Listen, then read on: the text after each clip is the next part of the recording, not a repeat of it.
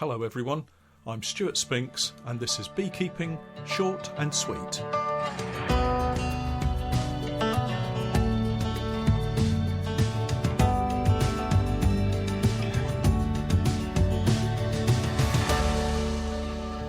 Beekeeping Short and Sweet, a podcast for the inquisitive beekeeper with a short attention span. A beekeeper, in fact, just like me. So welcome back to my weekly podcast. My thanks to those of you listening via the Patreon page. I really appreciate your support. If you're not familiar with Patreon, it's a support page where you can help me create more content by signing up to one of my reward tiers, and in return you'll gain access to additional content and support from me. These start from as little as $1 per month, and I don't charge per video or podcast, so I believe with the regular quality content I'm producing, $1 represents excellent value for money. Our podcast is now available on iTunes, so you can now listen to me from a wide range of devices. Again, I'll leave links to the various websites in this week's show notes as usual. So this week we're back at the outside broadcast coming from the British Beekeeping Association Spring Convention for 2018, which was held at the Harper Adams University in Shropshire here in the UK. And this is the second interview recorded at the Spring Convention, and this time we're in the main trade show hall visiting with BS Honey and having a chat with Dan all about the BS Honey 2-in-1 nuke, which you may have seen both in some of the YouTube videos that I've got and also on the blog that we've got on our website. And again, I'll put all of the information in the show notes to accompany our podcast. The trade show was really busy, so there's quite a lot of ambient noise, but we've managed to record a really great interview with Dan. So without further ado, let's crack on and listen to what Dan has to say about BS Honey. Going back to the beginning, How did you and Tristan get involved in the beekeeping business? Beekeeping world was not something we'd sort of planned to go into. We both went to school together, so we've been in secondary school since 2001. We both had like a very business aspect besides us, and in all fairness we were both sort of in the computing side of things. We were very hot on website development and graphic development, which has been beneficial when developing our website. Although our skills are rather dated now, we still rely on a lot of it for fixing website issues. So we left school. Tristan stayed on to do A-levels and I left school early. I came out in the recession, no jobs available. Really, I was just trying to find anything to make do.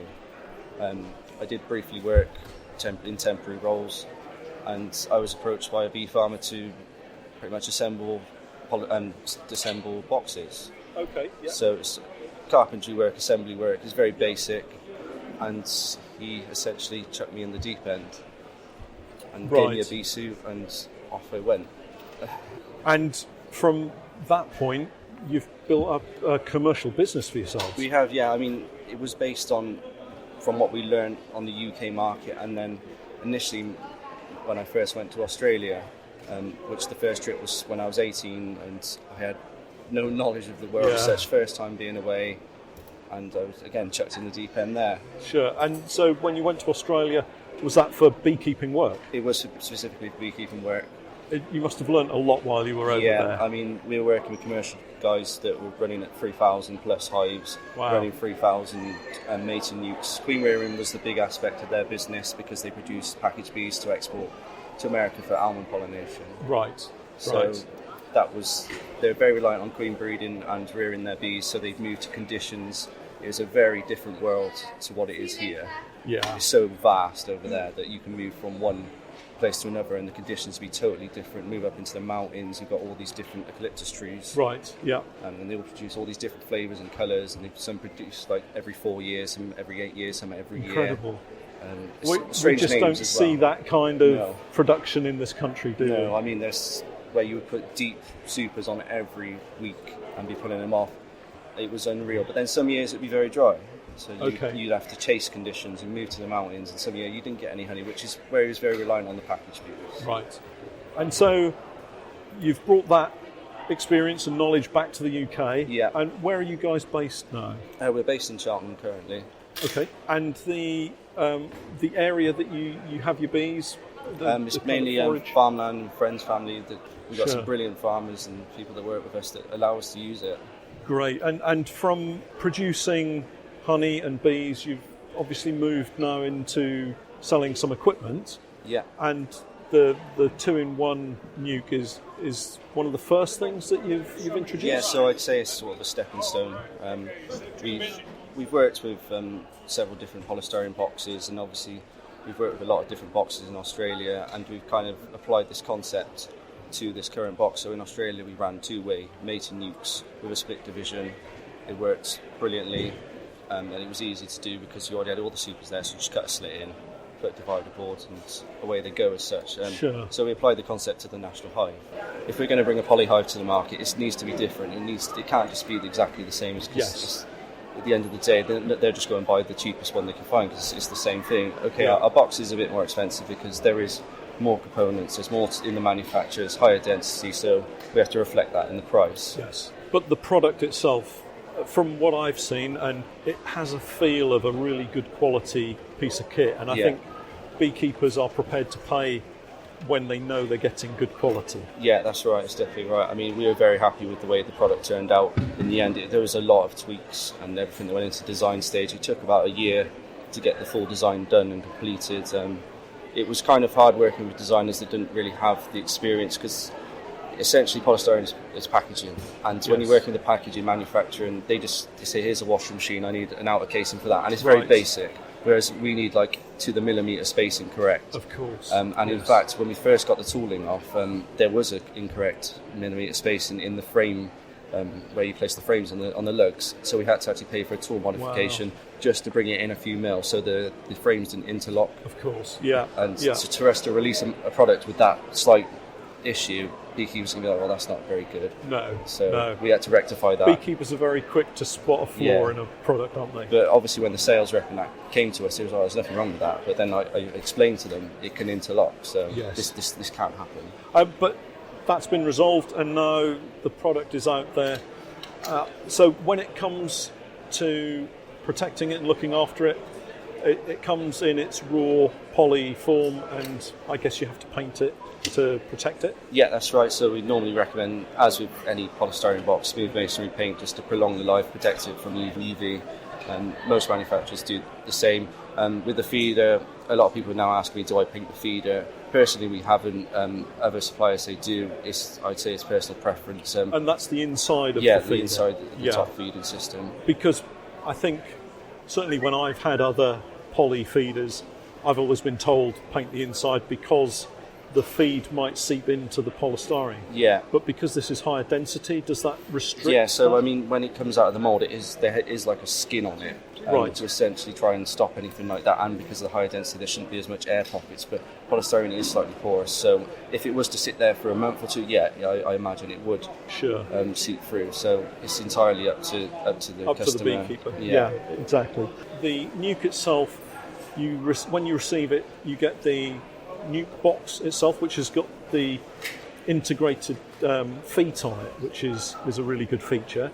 Then inside that you've got the Corex divider, which you can use to separate the two. And is it really just as simple as taking the divider and put it in the middle and splitting the bees down the middle of the 6-frame nuke? Yeah, essentially that's what we would do. Again, if you were to establish them initially as a two-way nuke, you would probably just put a frame of brood, frame of honey each side, and that's generally more than enough. The only thing that we probably would say is, obviously with the divider slots, is if the bees it depends on the breed of bees. Some we find that will propolis the gap up or their usual brace cone.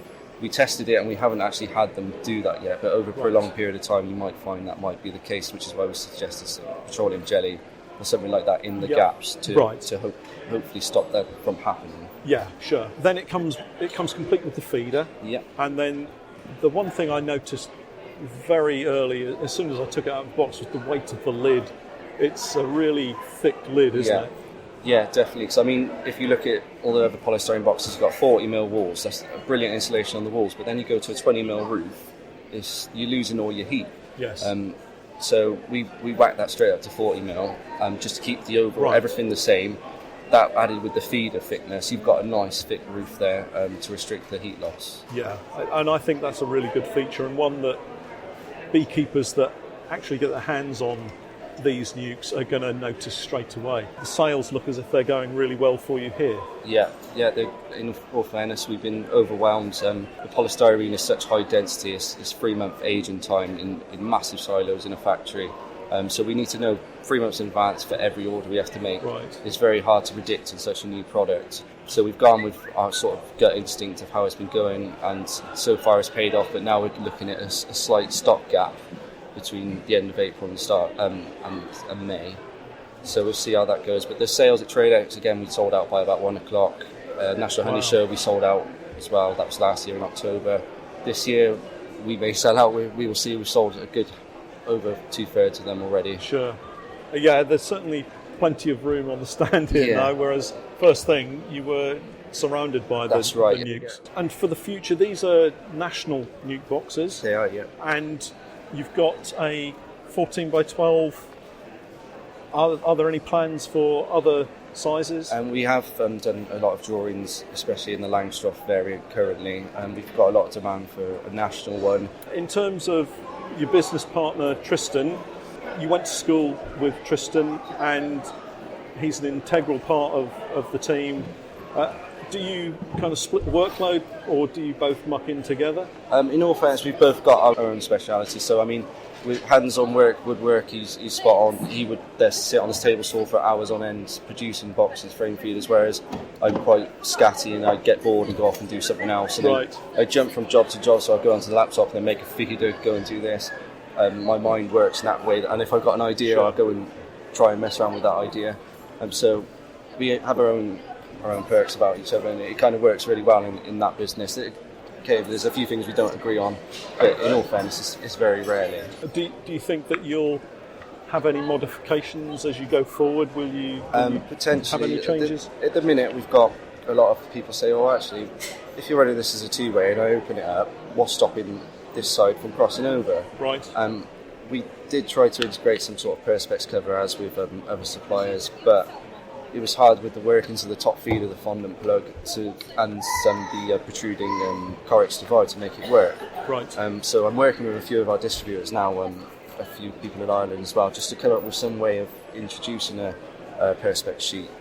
So one of the questions that I've been asked is if I want to clean the poly nuke, what's the best product to clean it? So is there something that we can use to clean them? Well, on our recommendation sheet we do say a 10% mix of bleach containing hydrochloride. However, we are currently now stocking a product called Hive Wash, which is made by a company called Eversafe, and it's quite new to the market, I'd say, but it's a lot of questions being asked about cleaning polystyrene. You can't scorch them as you would with a wooden, so it's been selling rather well today because people have not heard of this product. Yeah, great. And so far, we'll see how it goes. I mean, I would recommend it to anyone. Just read all the stuff that's in it. I couldn't tell you all the scientific explanations. The bloke that's done it he's obviously knows his stuff. Yeah. And he's worked with it and tested it. So great. Okay. So we've got a cleaning product.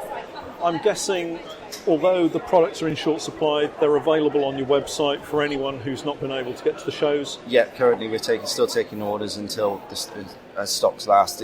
If we sell out today, there's a small amount left at our workshop. However, if we take some back, then we'll have whatever remains. Great, okay. And the website's got all the information that people would need to look at the nukes and to be able to decide if they were right for them. And if they wanted to get in touch with you, there's either a telephone or an email address on the website. Yeah, that's right. And we've got quite a few pictures of the box and a video of me just sort of demonstrating it.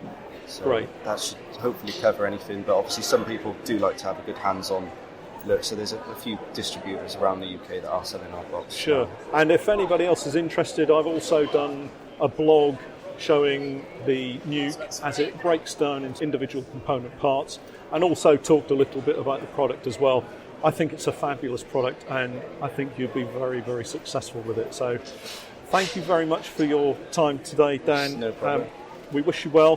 For anybody that's listening that would like more information, I'll put all of the details in the show notes that accompany this podcast. So that's it for this week. My thanks again to Dan and Tristan for allowing me to invade their trade show stand and have a chat with Dan. Thank you for listening to my podcast yet again, and we'll catch up next week. I'm Stuart Spinks, and that was Beekeeping Short and Sweet.